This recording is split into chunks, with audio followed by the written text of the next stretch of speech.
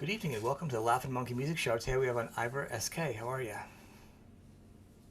Not too bad at all, Sean. Thanks for having me on, mate. Well, I'm glad you come on. Ivor's a new-ish artist to the to me at least.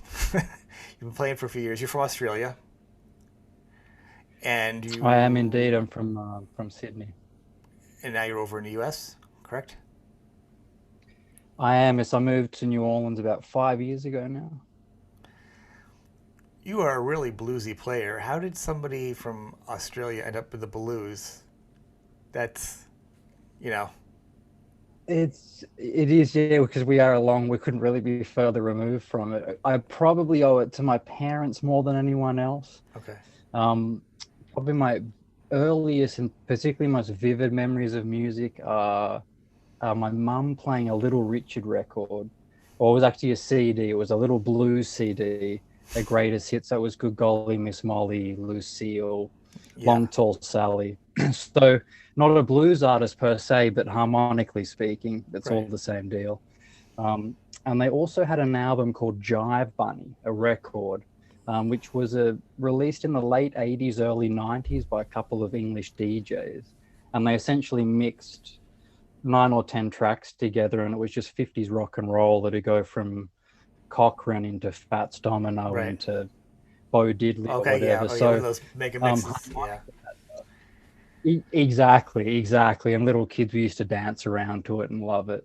And my parents are big Dr. John, BB King, Taj Mahal fans. So those sorts of melodies and harmonically, all that stuff was floating through the house from as early as I can remember. So I think something about getting in your head that early just stuck with me. I mean, when I got into elementary school, the harder it rocked, the more I loved it. Right. And so I was a long way from blues. I used to hate it when mum played BB King or Marvin Gaye at home or whatever. It didn't rock hard enough. When did But they when I change? started playing, Yeah. yeah, it was my first guitar lesson was with a guy up the road from my house, and he taught me a blues in E and a blues in A. And the blues in E was Dust My Broom by Elmore James, and the blues in A was Roll Over Beethoven by Chuck Berry. Um, and I found it easy to grip onto, probably because it was somewhere deep in the subconscious from when I Mm-hmm. was a little kid. I could feel when it was time to change. And I guess we're also programmed for the 12 bar and feeling the 1 to 4, Right. 1 to 5 progression. So I think it was, yeah, about 13, 14, the guitar lesson tapped back into it. I think practically putting it back together. And he'd drop names like Big Bill Broonzy during the lessons, Johnny Winter. Yep. Oh, Johnny. I had no idea there were two other Kings. I had no idea there was a Freddie or an Albert. So, yeah, little nuggets like that Yeah. started to drop out in guitar lessons. As they, with the blues to me is always interesting. You have a couple different layers of blues because blues itself, playing itself, is not overly unless you get really jamming. It's not overly technical. It's a lot of standards and stuff. But there's a fine line between somebody playing the droning blues that makes everybody crazy, and also be good enough to be able to play it with the technique and the finesse and the heart. And that can be not even noticeable because you can't navigate that. You know what I mean? It's just either you're doing it or you're not. And if you don't do it, it's painful for everybody. You know, and if you do it, they're like, oh, it's a blues band. Like, there's a difference, and it's not. It's not like Yeah, it's a hard thing. It's more of it's in you, or you learn it, I guess. You know. exactly.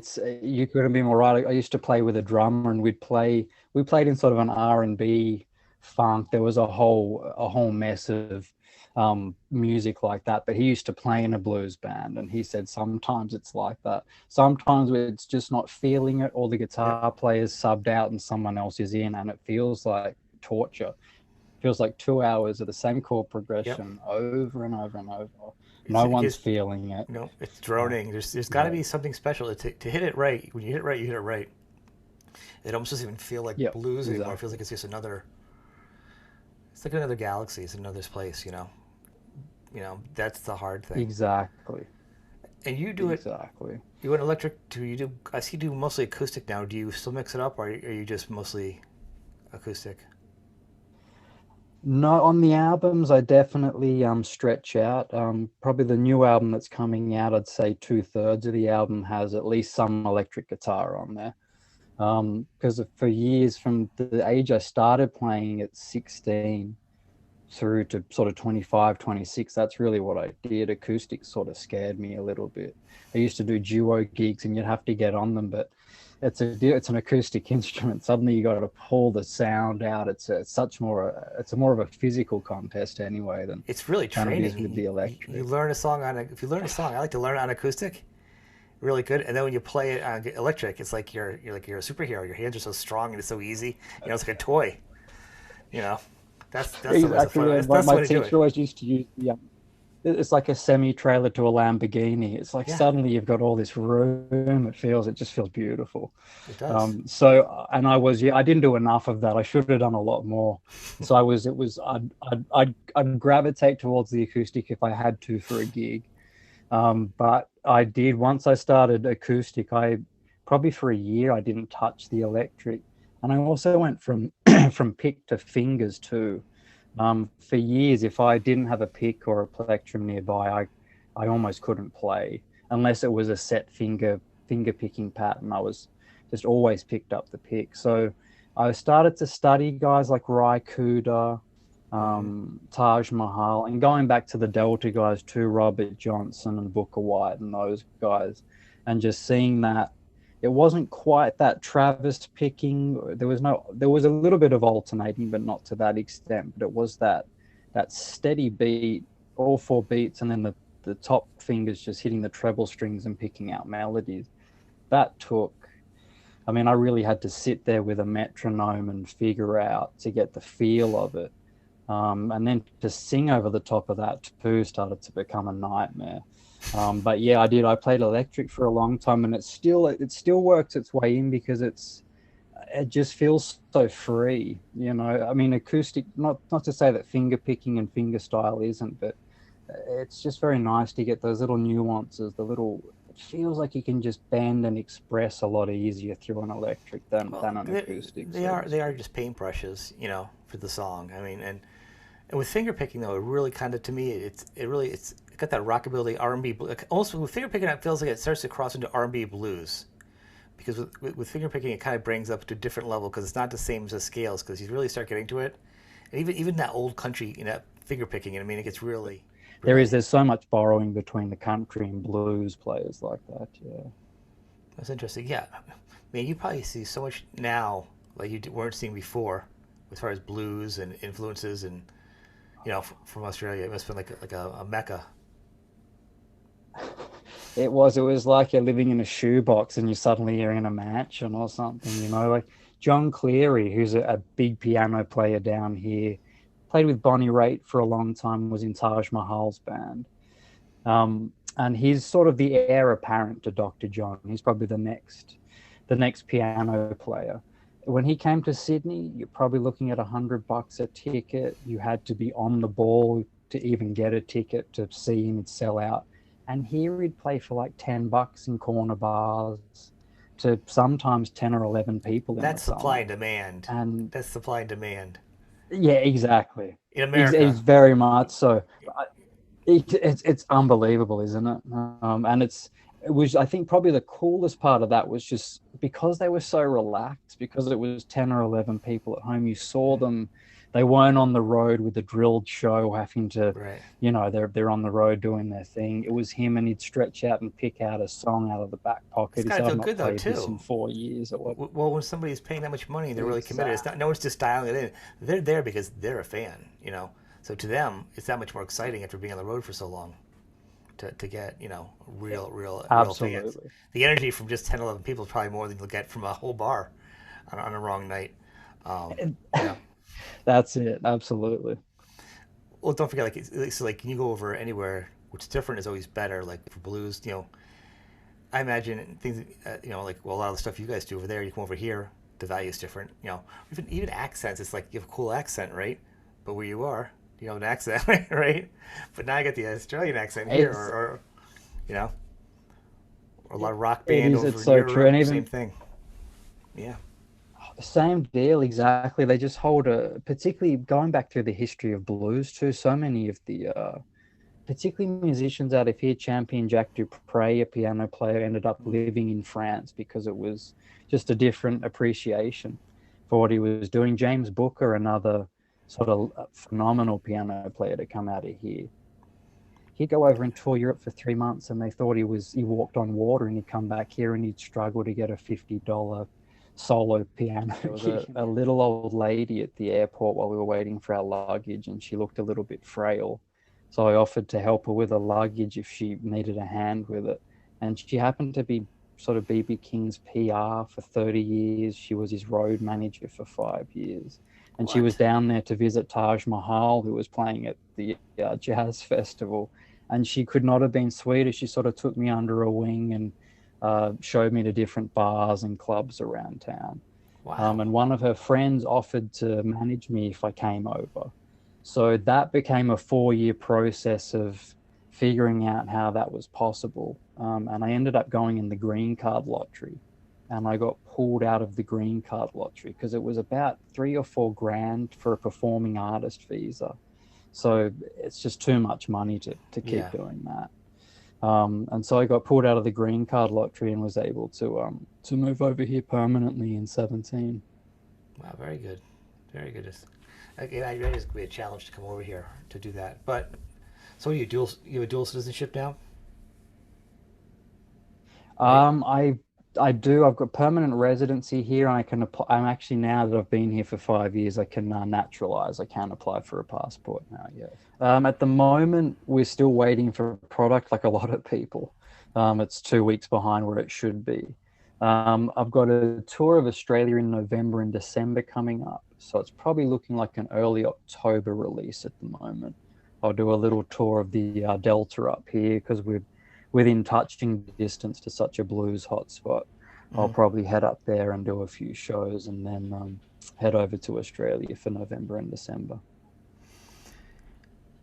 So the single itself, though, I was asking actually before, how is it how's it doing? Are you getting some good feedback? Is it like I don't know what the competition is for that style of music, especially where you are. It feels like it's got to be pretty heavy. It is. There's so much stuff, and everything touches on one another. So you are competing with funk and soul. It is all put into one pot. It's the first song I've had picked up by Sirius XM, so it's been on BB King's Bluesville station, which has been cool. It's the first time I've made that station. Very cool. Um, it's getting quite a bit of coverage in the Netherlands, which is very cool. Got some airplay there last night. And it's been in a couple of publications online over there. It's getting played all over Australia. I get a pretty decent support back home, which I'm very grateful for. Cool. There's a lot of community radio stations that support blues and, I guess, roots and rock music in general. So that's been very cool. So yeah, it's got a much better response than I thought it would have. It's to get picked up by Sirius XM was a bit of a surprise, to be honest. Yeah. Congratulations on that. That's really cool. Yeah, it's hard. The blues is not the hit making genre either, where there's a million stations out there. I'd have to look to find a blues station myself. Where I listen to stuff like Johnny Yeah, Winter, exactly. I have all the blues I listen to it, I already have it, or I deep dive and find it. I don't listen to any blues stations, so I wouldn't even know where to hear blues singing. Listen to me. With Americana, you could probably do a lot of that. You could probably blend into that territory. You know, that's got a nice little subculture here in the U.S. Absolutely. It's become huge. Even in Australia, there's a real Americana vibe. Like you were saying earlier, being surprised at the country music that comes out of Mm-hmm. Australia. I was too. I think it is one of the biggest industries in terms of genre. We have a country town called Tamworth that has a music festival every year. That's, I Yeah. believe, the second biggest music festival after the Blues and Roots Festival. So absolutely, there is so much out there. I mean, Keith Urban, I guess, the country artist who came over here. A lot Yep. of our big artists, I guess, come over here and then make their name. And I guess he was a session guitar player too. When it comes down to it as well, going back to it, he came over just Yeah. as a straight up guitar slinger. Well, you know what it is I think if you look at the numbers, like to go platinum in Australia, it's not as big as being a platinum in the U.S. I mean, I think in the platinum in the U.S. you need like what, 1 million, and in Australia you need like 50,000 or something, or I think, am I right now? Is it 50,000 or 100,000? Exactly. It's not as much. It's not. That It's not a dig. I mean, it's yeah, hard to sell records now. Platinum albums, platinum artists are not selling that many now. If they hit 500,000, it's a good number, yeah, which would be huge. It would be a diamond, I think, over in Australia. But if it has 500,000 here, exactly. would be, huge. So it's a real weird. Yeah, The industry's a little weird absolutely. right now.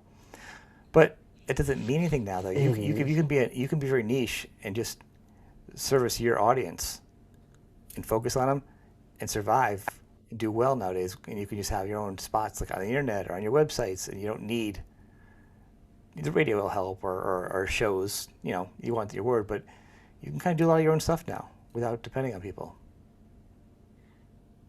It's so true. You can kind of run off from almost like a small business model, Hmm. and please the people who are into your sort of stuff. Particularly, I think that was one of the attractions to New Orleans was, like you were saying, the difference between Australia and New Orleans.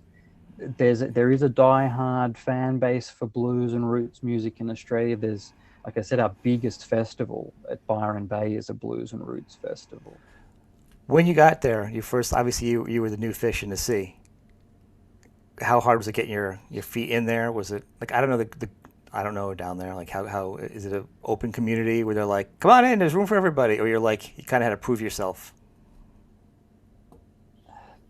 A little bit of both. A lot more warmth compared to Sydney, where I came from, Yeah. um, which was very interesting.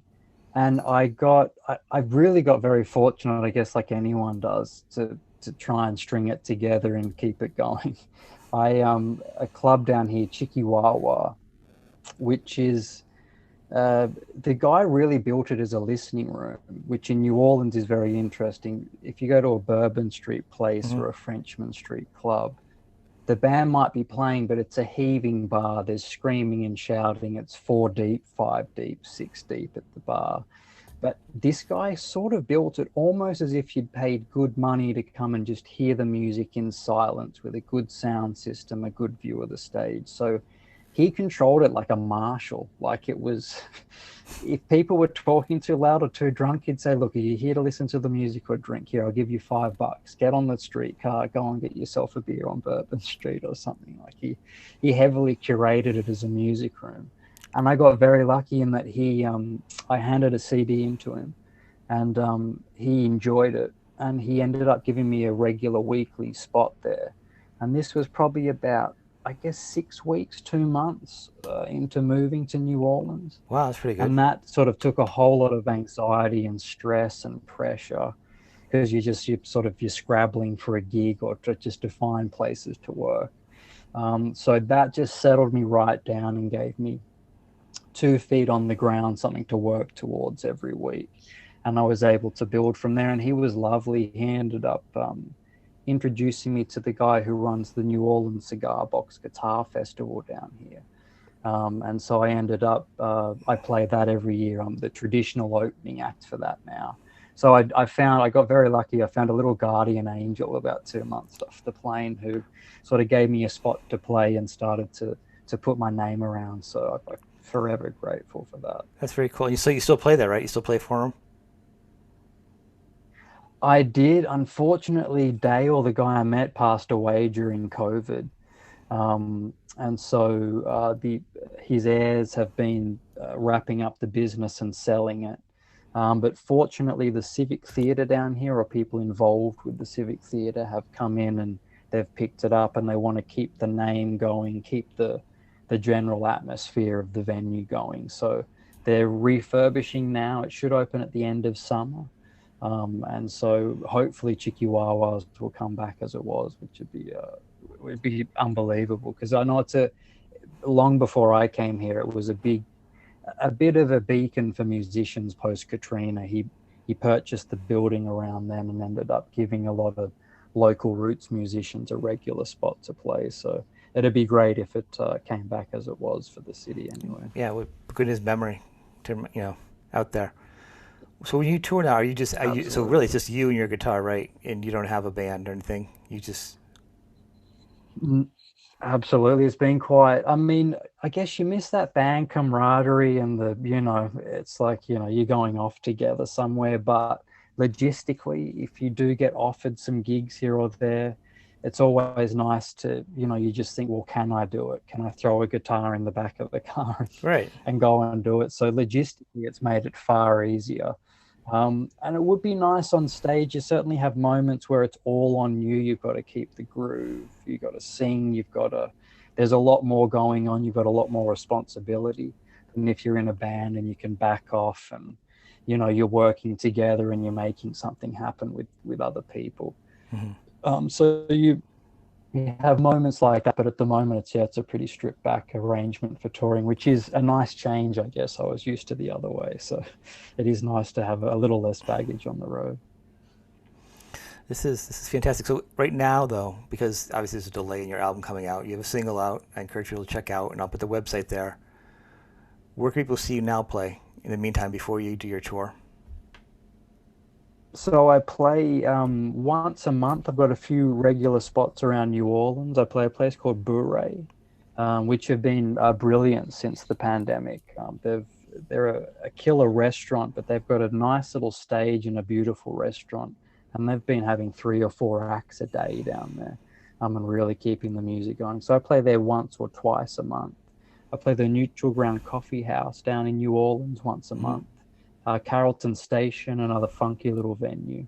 And I play a cafe here, the Flagpole Cafe, once a week. I've got a regular weekly gig down there. So I'm sort of keeping the gigs going at home, and then I'll take off and do some shows on the Gulf Coast. I'm going to be over at a place called the Julep Room once a month for the next few months over in Ocean Springs.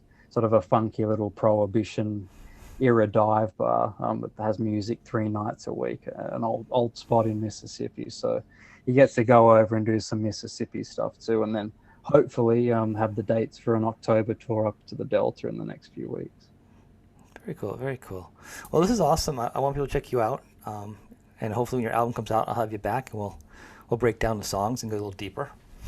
You know, hopefully That we'll, would be we'll very cool. I would love that. yeah, definitely do that. We'll definitely do that. Well, people check him out. Check out his music, his single. If you can see him when he's playing, and go to his website. The website link will be there too for you, and support him and join the mailing list there, and follow him on all of his socials.